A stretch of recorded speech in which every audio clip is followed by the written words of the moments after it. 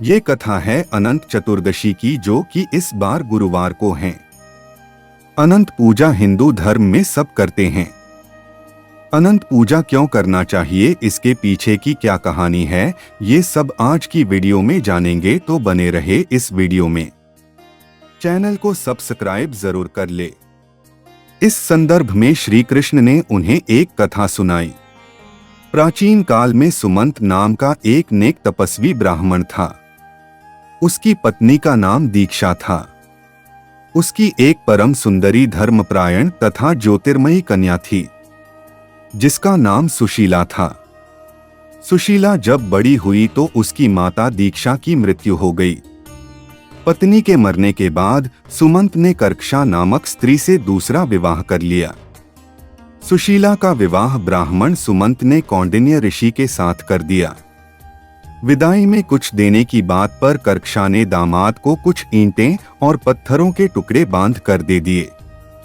कौंडिन्य ऋषि दुखी हो अपनी पत्नी को लेकर अपने आश्रम की ओर चल दिए, परंतु रास्ते में ही रात हो गई।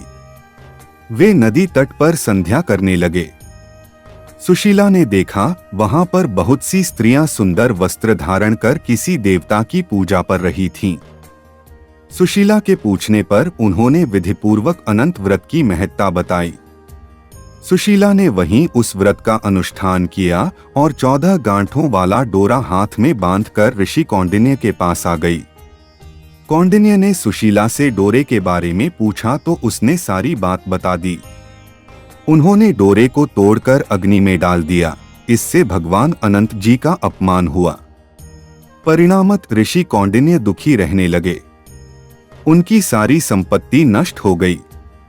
इस दरिद्रता का उन्होंने अपनी पत्नी से कारण पूछा तो सुशीला ने अनंत भगवान का डोरा जलाने की बात कही।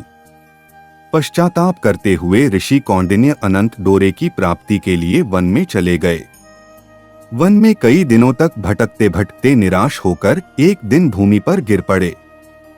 तब अनंत भगवान प्रकट होकर बोले, हे कौंडिन्य, तुमने मेरा तिरस्कार किया था, उसी से तुम्हें इतना कष्ट भोगना पड़ा। तुम दुखी हुए, अब तुमने पश्चाताप किया है। मैं तुमसे प्रसन्न हूं। अब तुम घर जाकर विधिपूर्वक अनंत व्रत करो। 14 वर्ष पर्यंत व्रत करने से तुम्हारा दुख दूर हो जाएगा। तुम धन धान्य से संपन्न हो जाओगे। कौंडिन्य ने वैसा ही किया और उन्हें सारे क्लेशों से मुक्ति मिल गई। श्री कृष्ण की आज्ञा से युधिष्ठिर ने भी अनंत भगवान का व्रत किया, जिसके प्रभाव से पांडव महाभारत के युद्ध में विजयी हुए तथा चिरकाल तक राज्य करते रहे।